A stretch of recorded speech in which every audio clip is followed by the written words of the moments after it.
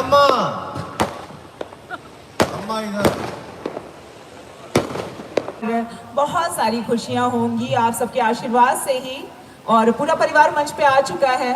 जैसा कि पवन सर ने बोला कि जितने भी हमारे परिवार जन हैं वो आए स्टेज पे और अपना ढेर सारा प्यार, ढेर सारा आशीर्वाद उन्हें।